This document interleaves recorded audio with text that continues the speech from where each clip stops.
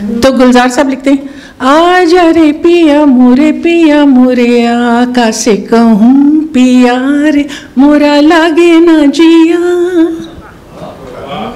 जावेद साहब कहते हैं, जा तो से नहीं बोलूं ओ जा रे तू ना मेरा सनम तू ना मेरा पिया। That's the difference.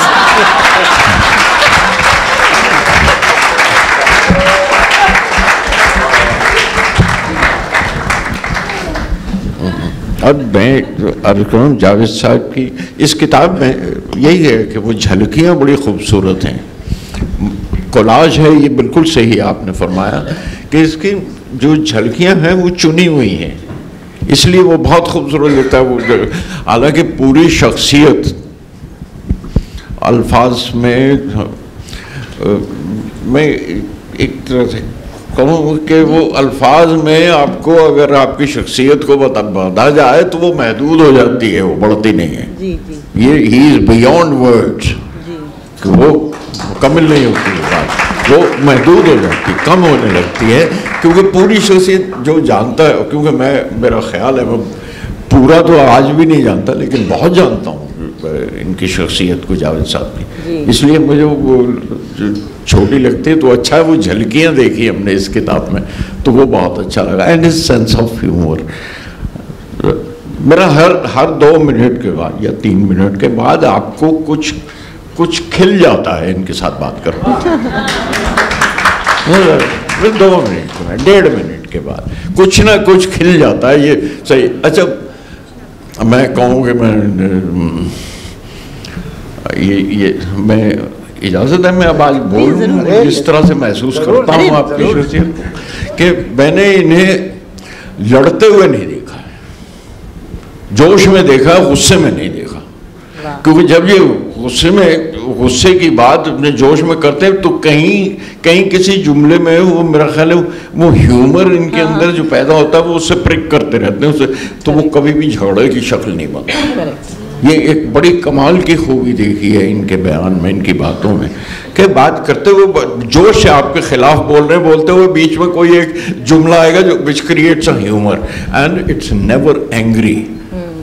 वो अच्छा रूठ जाते हैं लेकिन नाराज नहीं होते, कुछ ऐसा लगता है, रूठे हुए लगते, रूठ गए किसी, लेकिन सिस्टम से भी जब वो अपनी बातें टीवी पर भी करते हैं रूठ जरूर जाते हैं कि आपके ख्यालात सही नहीं है, ये समाज में ये नुकसान है और ये समाज के खिलाफ जा रही है और ये बात हरगिज़ नहीं होनी चाहिए, लेकिन रूठे हुए लगते हैं, वो उस पर गुस्सा नहीं कर रहे। वो ये एक कमाल की खूबी है इनकी बातचीत में, इनकी गुफ्तगू में, जो मैंने महसूस की। और दूसरी वो खुद बता चुके हैं, मेमोरी इनकी माशाल्लाह, मेरा ख्याल 1 लाख 1.5 लाख शेर तो याद होंगे आपको, इतने तो होंगे, कम से कम 1 लाख 1.5 लाख तो होंगे, 1 लाख तो होंगे, चलिए कुछ रियायत कर कुछ।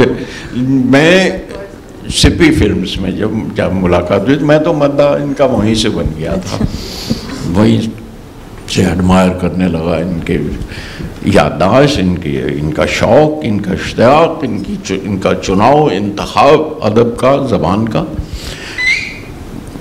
अब नज़्म याद रह जाती है लोगों को, शेर याद रह जाते हैं, एक बार सुनते हैं तो इन्हें याद रहता है। अभी कुछ रोज़ पहले भी आज की पौध के लिखे हुए अशार इनसे सुन रहे थे कि उसमें चुनिंदा अशार क्या हैं, आज के शायर किस तरह बात कर रहे हैं, आज के नौजवान किस तरह लिख रहे हैं, और ये कृष्ण चंद्र का अफसाना पूरा सुना जाते थे।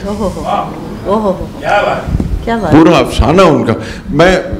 मुझे मेरी याददाश्त नहीं है, उस तरह कह नहीं पाता, लेकिन जब ये सुनाते वो उस पैराग्राफ पे आते थे और कमाल करते थे कि अफसाना कृष्ण चंद्र का महालक्ष्मी के पुल।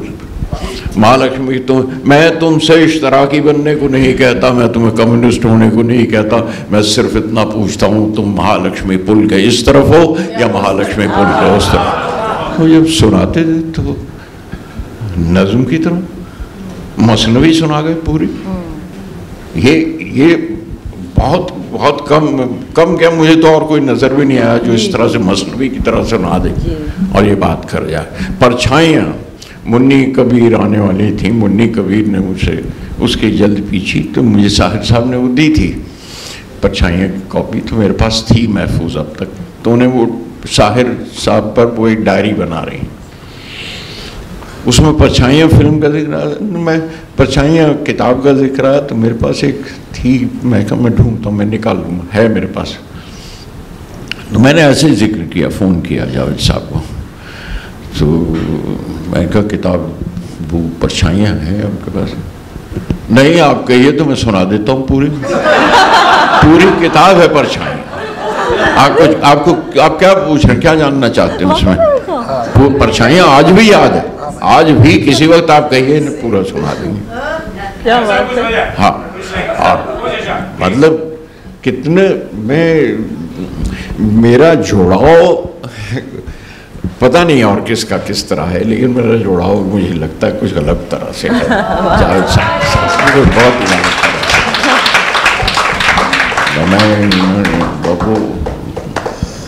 वो जादू और साहिर और जादू, वो एक वाक़या है, वो अभी नहीं सुनाना चाहता, वो उदास हो जाती है, लेकिन आपने ट्रांसलेट किया।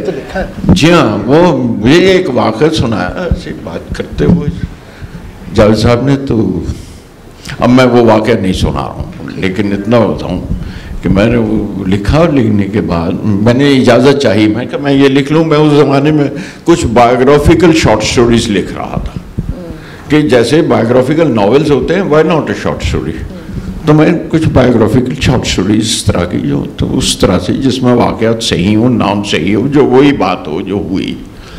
तो जब वो वाक़या सुना ना, तो मैं कहा जावेद साहब मैं ये लिख लूँ?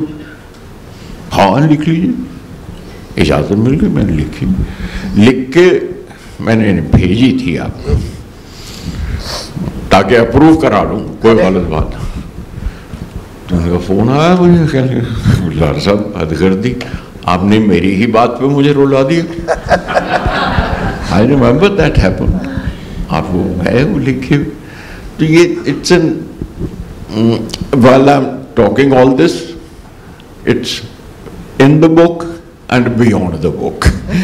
आपकी जादूनामा, ये जादू जो उसमें है किताब में, और जादू के बाहर भी, उस किताब के बाहर जी।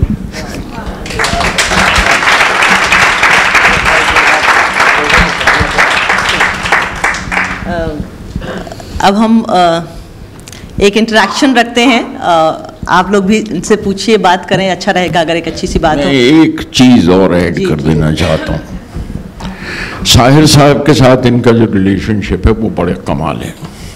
साहिर साहब ने एक बहुत बड़ा काम किया था कि विविध भारती पे जब गाने आते थे तो उसमें गायक का नाम होता था और संगीतकार का नाम होता था, सिर्फ उतना। साहिर साहब ने प्रोटेस्ट किया और ये कि गाने राइटर्स एसोसिएशन पे पास करा कि ये गाने नहीं दिए जाएंगे रेडियो पर, वो वहाँ नहीं जाएंगे जब तक गीतकार का नाम नहीं देंगे। और वो गीतकार का नाम शामिल हुआ साहिर साहब की वजह से। जावेद साहब जब राज्यसभा के मेंबर थे, ये आदमी understand every move of politics without being a politician. Correct, ये कमाल है जावेद साहब आपका, वो समझते हैं पूरी politics, but he is not a politician. और ये राज्यसभा के मेंबर जब हुए, इन्होंने वो काम किया जो बहुत बड़ा, साहिर साहब से भी आगे का। इन्होंने जो कॉपीराइट हर हिंदुस्तान के, हर जबान के, हर शायर, हर अदीब, हर राइटर के लिए वो सांकल जो ब्रिटिश पीरियड से चली आ रही थी, जो अभी तक छूटती नहीं थी, कहीं ना कहीं हाथ में, कहीं गले में पड़ी हुई थी, उससे आज़ाद करवाया हिंदुस्तान के हर राइटर को, हर शायर को। और ये बहुत बड़ा काम है आपका। I wish you had spoke कि आप इसकी तफसील अगर बयान करते तो इस किताब में महफूज हो जाती, ताकि वो तारीख के लिए सनद रहे पूरी तफसील के कैसे पहुँचे आप वहाँ तक। शुक्रिया, सॉरी आप वो जो जिन शहरों में आप रहे हैं उनका भी थोड़ा हाथ रहा है। लखनऊ में अदब सिखाया जाता है, मुंबई में हम सीधी बात करते हैं, लेकिन वेस्टर्न यूपी में अलीगढ़ में क्या होता है, थोड़ा कटाक्ष, थोड़ा सेटायर का इस्तेमाल होता है। किसी ने दरवाजे पे खटखटाया, सामने से कोई निकला, बोला अरे मैयत तो उठी नहीं हमारी, आप कैसे आ गए? तो वो बात वही होती है लेकिन ज़रा नमक मिर्च लगा के, तो कॉन्वर्सेशन ज़रा स्पाइसी हो जाता है। तो जावेद साहब की एक अच्छी बात यह है कि वो उसी बात को एक ऐसे अंदाज में आपसे कहेंगे कि आप 5-10 मिनट तक उसी पे सोचते रहें कि वाह ये जुमला ये लाए कहाँ से। तो वो कॉन्वर्सेशन स्किल्स कुछ ऐसी हैं जो ख़ास तौर से पार्लियामेंट में जब हमने इनकी देखी तो हम वाह वाह करते रह गए। और अफसोस कि इस वक्त इस संसद में नहीं है, उन्हें होना चाहिए था, ऐसे लोगों को होना चाहिए। माइक हम देते हैं आपको और please feel free to converse directly.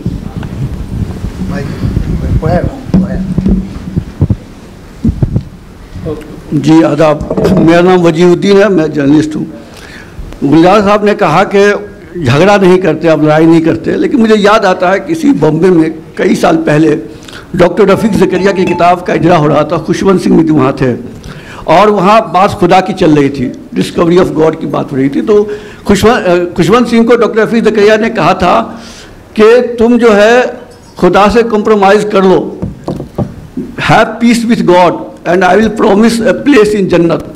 अब न खुशवंत सिंह है न रफ़ीक ज़करिया है, मैं तो जन्नत की ज़मानत नहीं दे सकता आपको, लेकिन बहुत लोग मुझसे पूछते हैं, जो मैं आज आपसे पूछना चाहता हूँ इस महफिल में, कि खुदा से आपका झगड़ा क्यों हो, कैसे शुरू हुआ और इसके पीछे क्या राज है जो आज तक आपसे खुदा से कॉम्प्रोमाइज़ नहीं हो सका?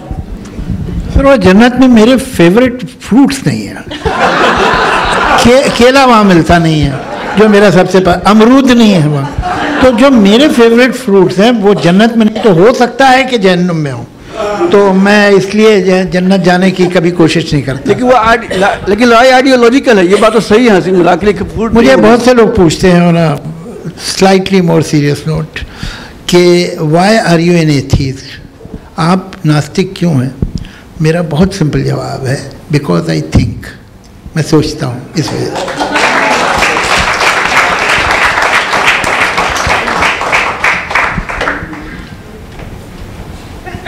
जी सर, माइक अभिजात सर, जब शबाना जी पढ़ रही थी तो उन्होंने एक लाइन पढ़ी कि 5 डेकेड्स पहले आपने तय कर लिया था कि आप अमीर बनोगे, तो इस प्रोसेस में आपने हमें कितना अमीर किया है उसका आपको अंदाजा है क्या? क्योंकि आपके डायलॉग हमारे डीएनए में है। आज भी कोई नया स्क्रीन पे लिखते हैं तो सबसे पहले दीवार और शोले पढ़ ही लेते हैं।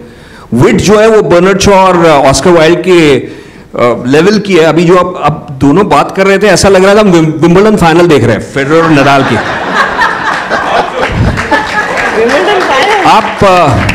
आप चारवाक के डिसेंडेंट है सर मेरे हिसाब से, और गुलजार साहब ने जो बताया कि ह्यूमन राइट्स और आर्टिस्ट के राइट्स दोनों के लिए इतना संघर्ष किया है, और आप दोनों में शायद कंफ्यूजन लोगों को होता होगा क्योंकि आप दोनों एक दो ही है जो साहिर साहब और शैलेंद्र साहब के क्लियरली डिसेंडेंट्स है। तो ये जो रिचनेस है पूरी, ये जो रेंज है जो अनबिलीवेबल, जो वर्ल्ड में शायद अनबिलीवेबल, इसका कोई पैरेलल नहीं होगा। तो आप मेरे मास्टर है क्लियरली, आपके मास्टर्स कौन है? आपका जो इन्फ्लुएंस है वो सिर्फ जीवन से है या कोई खास लोग हैं जिससे आप इन्फ्लुएंस्ड है? देखिए, अगर आप एक जगह से लेते हैं आप तो यू आर अ प्लेजरिस्ट, और अगर 25-30 जगहों से लेते हैं then you are a research scholar. So I am a research scholar. Fact ये है कि अगर हम अपना on a more serious note, अगर हम अपना दिमाग खुला रखें तो कौन है अच्छा राइटर या अच्छा पोएट, वो किसी भी ज़बान का हो, किसी दौर का हो, किसी ज़माने का, जिससे हमें कुछ सीखने को नहीं मिल सकता? कौन से अच्छा प्रोज राइटर है स्टैंडर्ड का जिससे हमें कुछ सीखने को नहीं मिल सकता? लेकिन ये कि कभी कभी लोग वो जो भक्त हो जाते हैं वो बड़ी गड़बड़ है, कहीं भी नहीं होना चाहिए, मेरा ऐसा ख्याल है। तो उसमें ये होता है कि हम एक आदमी की बाज़गश जैसे एको कहिए वो हो जाते हैं, तो फिर आवाज़ नहीं बन पाते। ज़रूरी ये है कि हम अच्छी बातें बहुत लोगों से सीखें, तो फिर जब हम 10 जगह से 10 पोइट से मुतासिर होंगे, 20 पोइट से मुतासिर, जब हम 20 बड़े बड़े राइटर से मुतासिर होंगे तो हमको फिर उस सब मिल के वो अमलगमेट होके एक नई आवाज़ बनेगी जो आपकी अपनी होगी। Then you won't be an echo, you will be a voice. ये ज़रूरी है। तो मेरी खुशकिस्मती यही है कि मुझे ये सब देखने को पढ़ने को मिला। जिस माहौल में था, जिन जिन जगहों पे गया वहाँ था, तो वो चाहे क्लासिकल पोइट्री हो या प्रोग्रेसिव राइटर्स मूवमेंट की पोइट्री हो या मॉडर्न हो या पोस्ट मॉडर्न हो, मैंने कभी ये नहीं सोचा अरे साहब ये तो ख़राब लोग हैं। हर जगह अच्छी पोइट्री और अच्छे पोइट्स हमें मिलते हैं।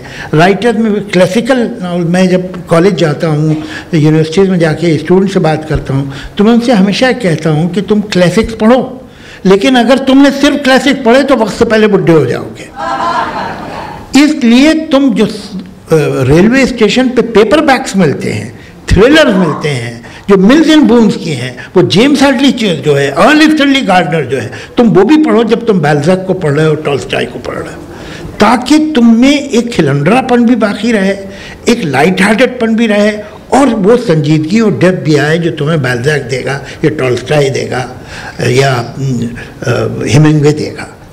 तो अगर सिर्फ हम वो पढ़ने लगे कम उम्र में तो हम बहुत जल्दी हमारे दिमाग के बाल सफ़ेद हो जाएंगे, सर के हो ना हो। तो जी, तो ये असल में कुछ ऐसा मेरे साथ रहा। तो मैंने डिफरेंट सोर्सेज से पढ़ता रहा और डिफरेंट सोर्सेज से मुतासिर हुआ, वो चाहे क्लासिकल पोइट्री हो या फोक पोइट्री हो। अच्छा, हम लोग फोक को ज़रा नज़रअंदाज कर देते हैं, लेकिन मैं समझता हूँ लिरिसिस्ट होने के लिए गुलजार साहब मुझसे बेहतर बता सकेंगे।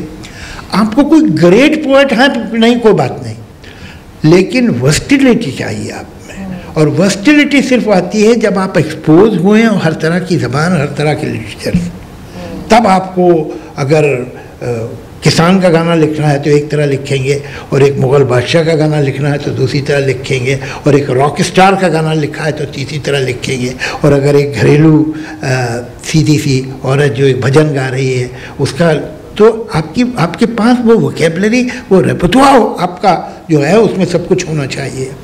तो एक से मुतासिर होगे तो बर्बाद हो जाएंगे आप, वो नहीं चलेगा।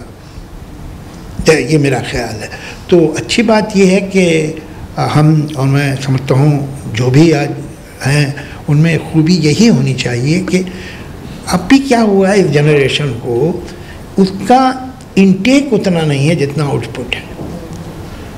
तैयारी एक जो म्यूज़िक की होती है, लफ्ज़ है म्यूज़िक में तैयारी, वही शायरी में भी है, वही स्क्रिप्ट राइटिंग भी है, वही डायलॉग राइटिंग में भी है। तैयारी थोड़ी कम है, टैलेंट कम नहीं है, तैयारी कम।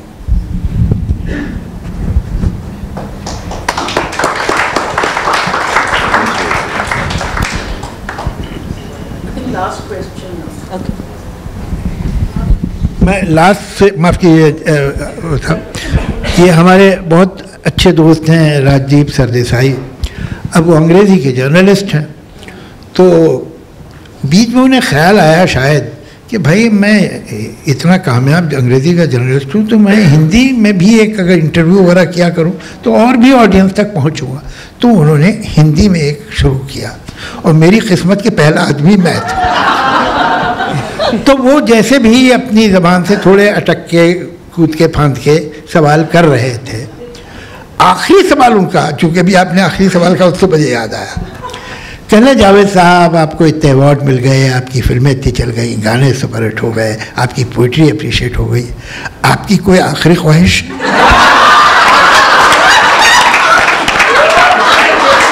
तो मैंने कहा कि राजीव साहब ये इस इंटरव्यू के बाद आप मुझे फांसी देने वाले हैं या गोली मारेंगे?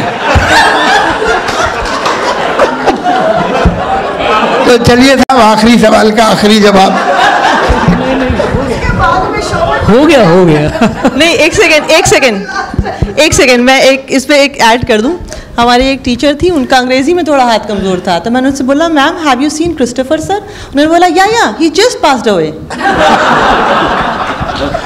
जी, मैं ये पूछना चाह रहा था कि जावेद साहब और गुलजार साहब दोनों ने साहिर लुधियानवी साहब का खूब जिक्र किया और क्या अच्छी गुफ्तगू हुई।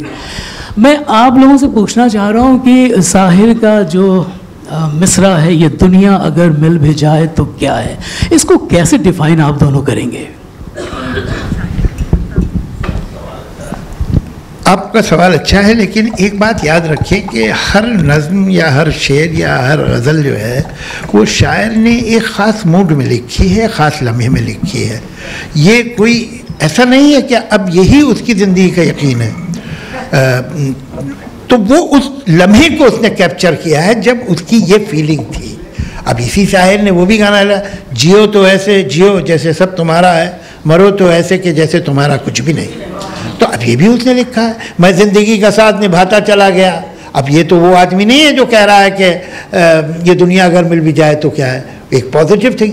तो लम्हे की बातें होती हैं, वो अलग अलग लम्हे में एक शायर, एक अदीब कुछ महसूस करता है, उस लम्हे को कैप्चर कर देता है और उन्हें अल्फाज दे देता है जो शायद हम जैसे आम लोग ना दे पाते। तो अब हमें जब उस मूड में हम जाएं, जब हमारे पास वो लम्हा आए तो ये मिसरा काम आएगा। जब हम किसी दूसरे मूड में हो तो उसी शायर का कोई दूसरा मिसरा काम आ जाएगा। तो ये देखिए कि क्या ये बात जो कही जा रही है वो यूनिवर्सल नहीं है, लेकिन एक पल की हकीकत है। तो ये बात कितनी अच्छी तरह कही गई। गुलजार साहब, आप क्या कहना चाहेंगे इस पे? ये आखिरी सवाल का आखिरी जवाब था।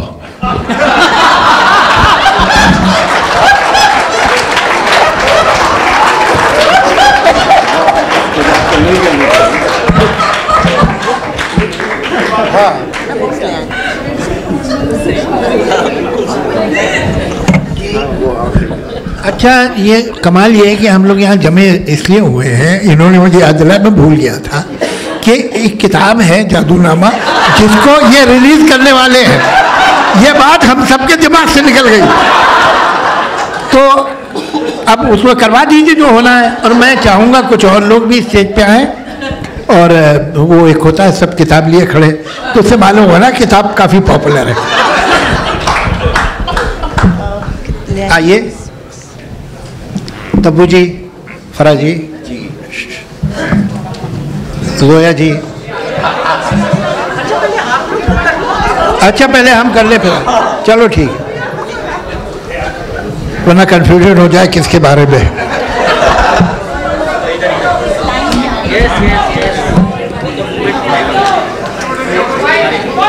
दो बार